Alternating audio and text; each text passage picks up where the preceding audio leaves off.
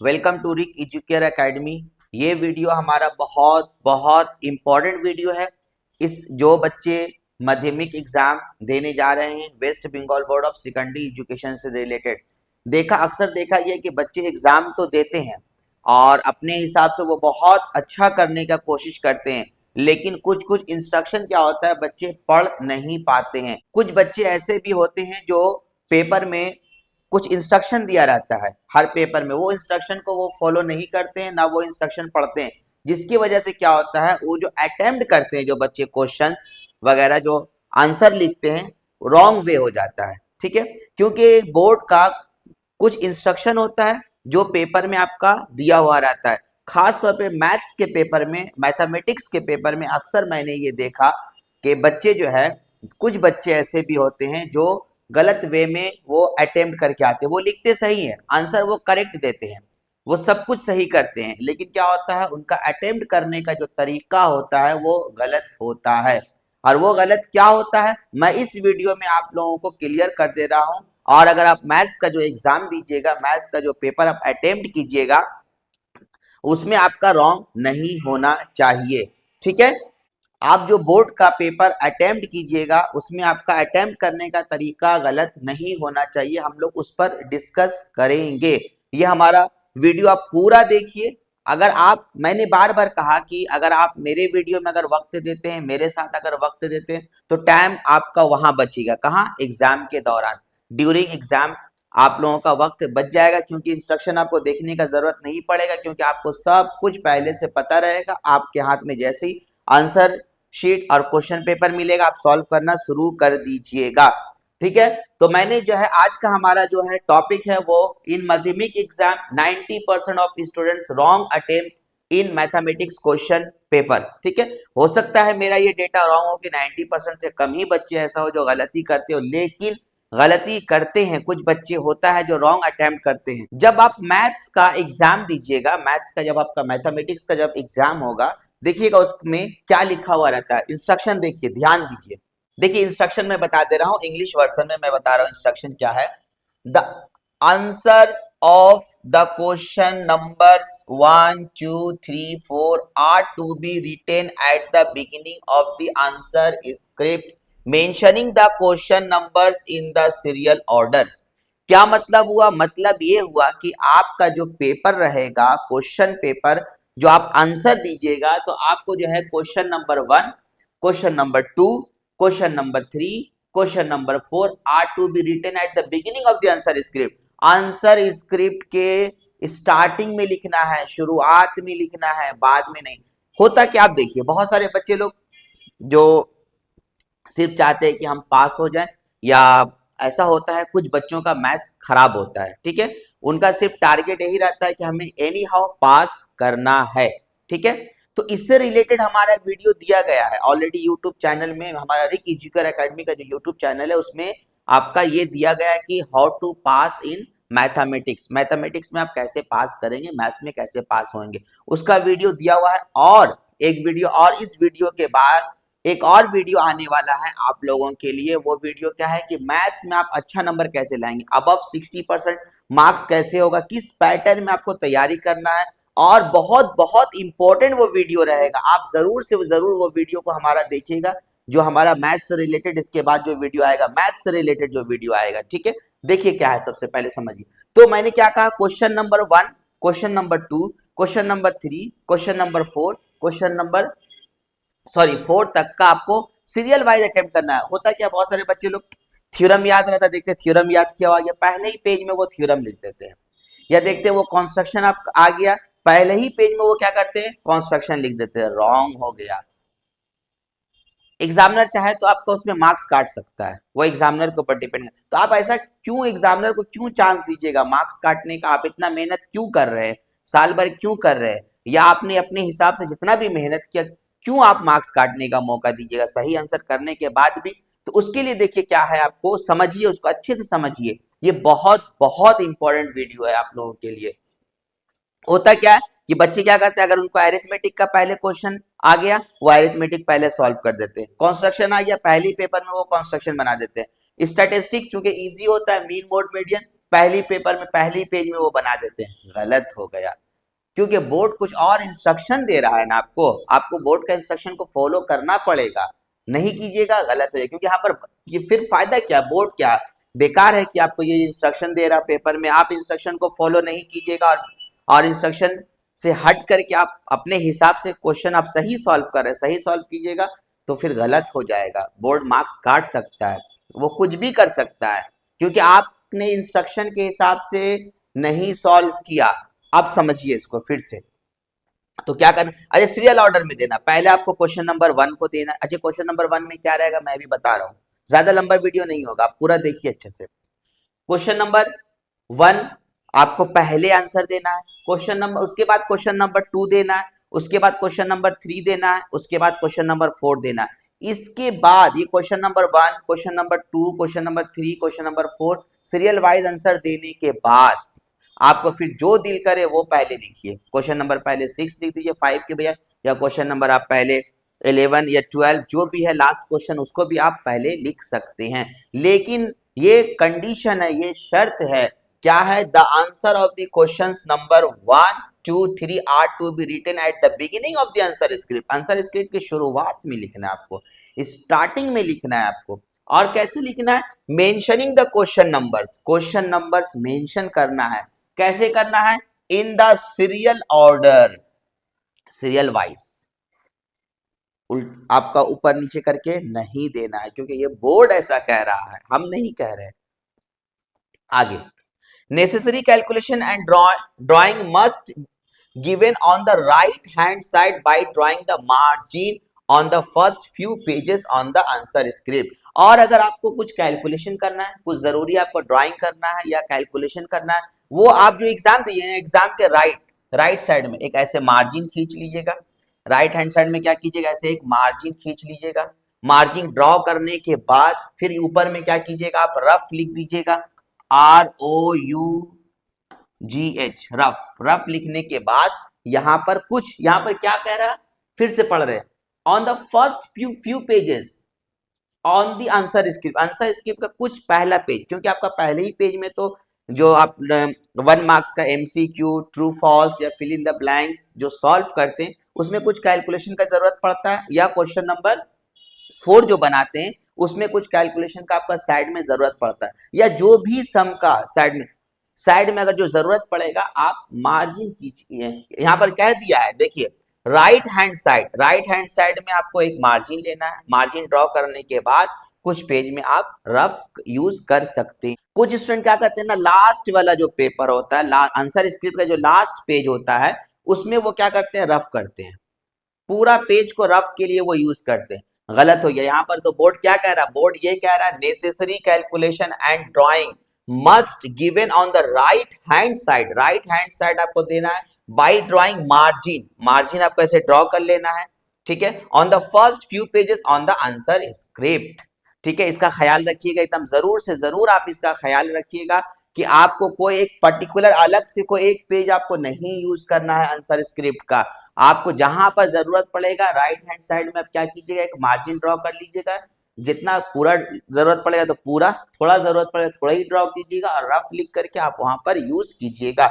और याद रखिएगा आप जिस सम का रफ बनाइएगा उस सम के सामने, ताकि एग्जामिनर को ये लगे कि हाँ बच्चा ये कैलकुलेशन साइड में किया है, उसका यहाँ पर उसने आंसर को लिख दिया, या वो कैलकुलेशन का मेन जो रिजल्ट आया उसने उसको यहाँ पर लिख दिया, ये सही वे है। हमने अक्सर देखा है बच्चों को सॉल्व करते हैं, बच्चे बहुत स्मार्ट होते हैं, बहुत अच्छा उनका मैथ्स है, लेकिन वो क्या करते हैं, वो करते क्या है कि वो एक पेज लास्ट का या बीच का कोई भी एक पेज को वो सेलेक्ट कर लेता, उसी में पूरा रफ करते हैं, रॉन्ग हो गया, इसका ख्याल रखिएगा, ठीक है। दूसरा, tables and calculators of any type are not allowed. आप ना कोई टेबल ले जा सकते हैं अपनी तरफ से, ना कोई कैलकुलेटर का यूज कर सकते हैं। अगर ऐसा करते हुए अगर आप पकड़ा गए तो एग्जामिनर आपके साथ कुछ भी कर सकता है, आपको डिस्क्वालीफाई भी कर सकता है। उसके बाद, appropriate value of pi may be taken as 22/7। Pi का वैल्यू आप 22/7 ले सकते हैं, जरूरत पड़ता है क्योंकि मिंसुरेशन वगैरह में जरूरत पड़ता है।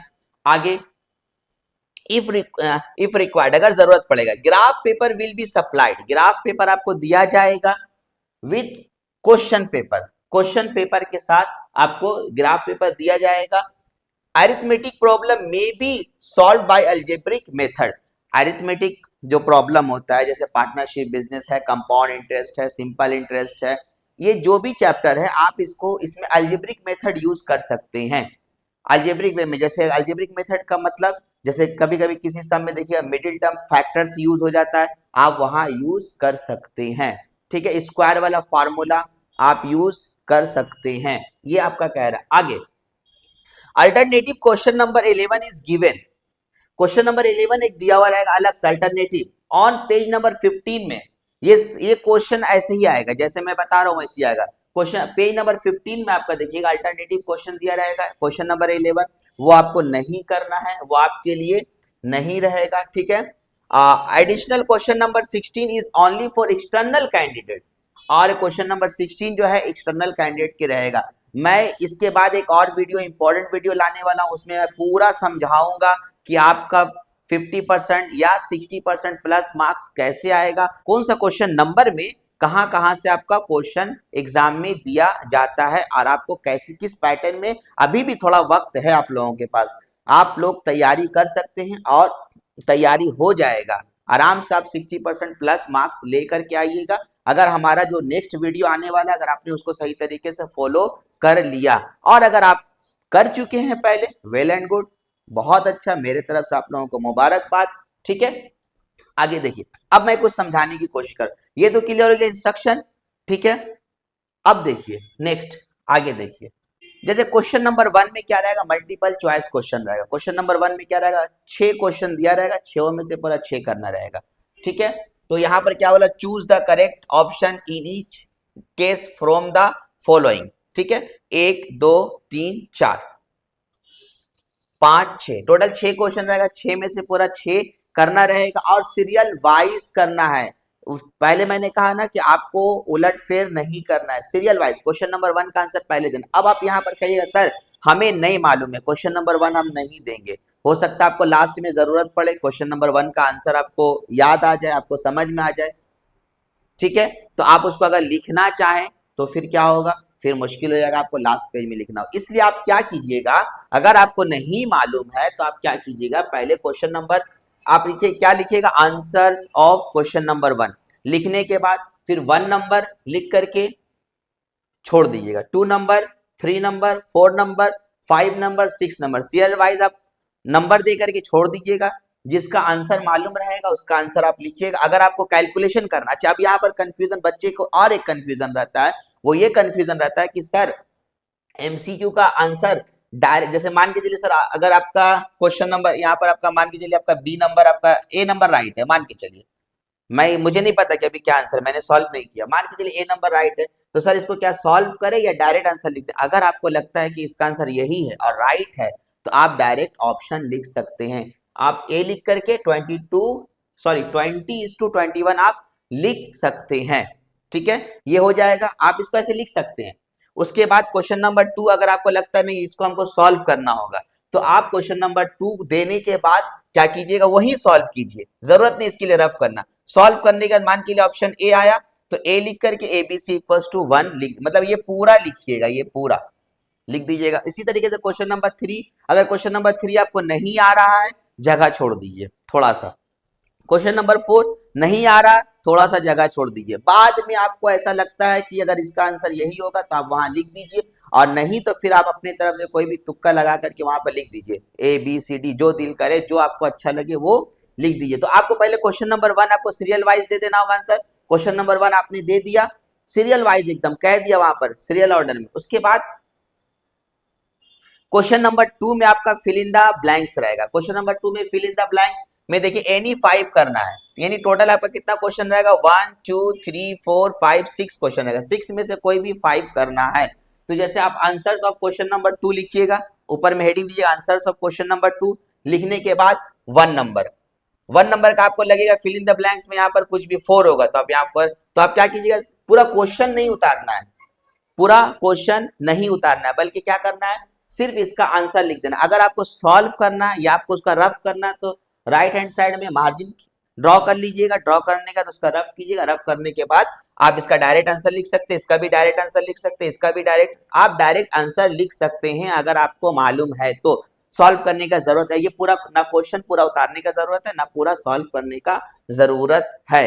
ये हो गया। तो आप पहले क्वेश्चन नंबर 2 अगर आपको नहीं मालूम, इसका 3 ही आंसर है, तो आप 1 2 3 4 5 पूरा दे दीजिए लाइन से, या 6 मालूम है तो 6 लिख करके आप जगह छोड़ दीजिए, लास्ट में आपको जो दिल करेगा वो लिख दीजिएगा। और अगर नहीं होगा तो पेंसिल से क्या कीजिएगा ना, लास्ट में खाली जगह नहीं छोड़िएगा, पेंसिल से वहां पर क्रॉस कर दीजिएगा, तो एग्जामिनर समझेगा कि बच्चा ये पोर्शन को यूज नहीं किया है।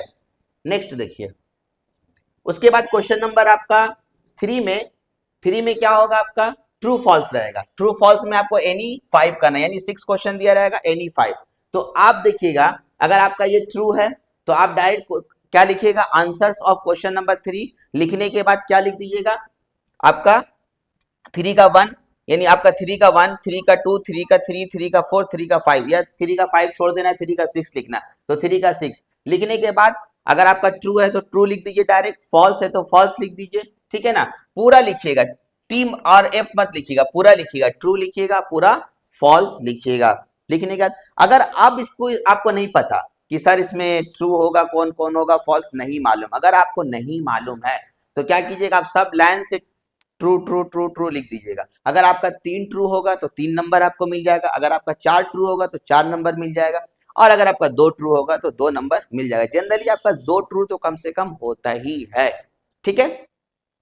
तो क्वेश्चन नंबर आप 3 भी दे दीजिएगा। उसके बाद क्वेश्चन नंबर 4, क्वेश्चन नंबर 4 में क्या कह रहा है कि answer the following questions any 10, यानी आपका 2 मार्क्स का रहता है, एक क्वेश्चन 2 मार्क्स का, यानी आपका 10 2 20। तो ये 20 क्वेश्चन जो करना है, अगर आपको 20 में से 5 आ रहा, मान के चलिए 5 ही सॉल्व करना है, तो 5 लाइन से पहले सॉल्व कर दीजिएगा। अगर आपको 1 आ रहा तो पहले 1 लिख दीजिए, फिर 3 आ रहा तो 3 दे दीजिए, उसके बाद अगर 7 आ रहा तो 7 का आंसर दे दीजिए, अगर 8 आ रहा है तो आप 8 का आंसर दे दीजिए। इस तरीके से आप सॉल्व कीजिए, और अगर आपको सीरियल वाइज मालूम है तो सीरियल वाइज आप आंसर देते चले जाइए। अगर और एक चीज, अगर आप इसमें उलटफेर कर दिए, सपोज कहें कि सर हम क्वेश्चन नंबर 1 बना लिए, क्वेश्चन नंबर 2 बना लिए, और क्वेश्चन नंबर अभी 3 नहीं हो पा रहा, हम 4 कर दिए, फिर हम 5 कर दिए, फिर हम 7 नहीं किया, हम 9 कर दिए, उसके बाद लग रहा है कि नहीं सर हमको क्वेश्चन नंबर 3 करना है, तो आप वहां कर सकते हैं, कोई दिक्कत नहीं। यहां कर लेने के बाद उसके बाद ये मसला हो गया, आपको जो इंस्ट्रक्शन दिया हुआ था ऊपर में आपने इंस्ट्रक्शन को सॉल्व कर दिया, पूरा कंप्लीट हो गया। इंस्ट्रक्शन कंप्लीट होने के बाद फिर आप क्वेश्चन नंबर फिर 5 से स्टार्ट हो रहा, आप 5 से आपको जो दिल करे पहले उसका आंसर आप दे दीजिए। तो ये रहा आपका बोर्ड का इंस्ट्रक्शन। अब चूंकि मेरा अगर ये वीडियो आप पूरा देख लीजिएगा तो क्या होगा, आपको इंस्ट्रक्शन क्लियर हो जाएगा, आपको पूरा मालूम हो गया कि हमें पेपर का आंसर कैसे, क्वेश्चन पेपर का जो है क्वेश्चन पेपर जो मिलेगा मैथमेटिक्स का, उसका आंसर हमें कैसे सॉल्व करना है, किस वे में हमें सॉल्व करना है, ये क्लियर हो गया। इसके बाद हमारा बहुत बहुत इंपॉर्टेंट वीडियो आने वाला है मैथ्स से रिलेटेड, मैथमेटिक्स से रिलेटेड, कि आपको कैसे पेपर को सॉल्व करना है, मतलब कौन सा क्वेश्चन कैसे आता है और क्या क्या प्रैक्टिस करना है, कहाँ से प्रैक्टिस करना है और कैसे प्रैक्टिस करना है, और आप जो है 60% अबव मार्क्स कैसे लाइएगा। अगर 60% नहीं ला पा रहे हैं, अगर आपका मैथ्स में कुछ तैयारी नहीं हुआ तो पासिंग मार्क्स कैसे आएगा, पासिंग मार्क्स से अच्छा मार्क्स आ जाएगा, ठीक है। वैसे तो मैं उम्मीद करता हूँ कि हमारे जो माध्यमिक के जो स्टूडेंट होते हैं वो बहुत बहुत मेहनत करते हैं, कुछ ही बच्चे होते हैं किसी भी कारण, कोई भी उनका मसला हो सकता है जिस वजह से वो मेहनत नहीं कर पाते, लेकिन वो लास्ट में चाहते हैं कुछ तो ऐसा हो, कुछ तो हमें ऐसा गाइडेंस मिले कि हम जो है आराम से कम पासिंग मार्क्स ले आए। तो ये उसके लिए भी ये वीडियो बहुत इंपॉर्टेंट रहेगा, जो नेक्स्ट वीडियो हमारा मैथ्स से रिलेटेड आने वाला है। इसलिए हमारे चैनल से आप लोग जुड़े रहिए, हमारे चैनल को लाइक कीजिए, सब्सक्राइब कीजिए, अपने दोस्तों को साथियों को खूब खूब शेयर कीजिए। और बहुत सारे बच्चों का कमेंट्स भी आ रहा है हमारे वीडियो में कि सर हमें ये चाहिए, हमें वो चाहिए, जो भी चाह रहा, और बच्चों का ये भी कमेंट्स आ रहा है कि सर पीडीएफ डाउनलोड कर दीजिए, पीडीएफ एबीटीए का टेस्ट पेपर का, लाइफ साइंस का और फिजिकल साइंस, वो भी बहुत जल्द आने वाला है, थोड़ा सा प्लीज आप वेट कर लीजिए। मैं आप लोगों के लिए मेहनत कर रहा हूं, मैं वीडियो अपलोड कर दूंगा, जो आप लोगों का डिमांड है, थोड़ा सा हमें भी वक्त दीजिए क्योंकि थोड़ा वक्त लगता है, ठीक है, आप लोगों का मटेरियल को रेडी करने में। तो इसलिए हमारे चैनल से आप लोग जुड़े रहिए। आज का वीडियो यहीं पर एंड होता है, बाय।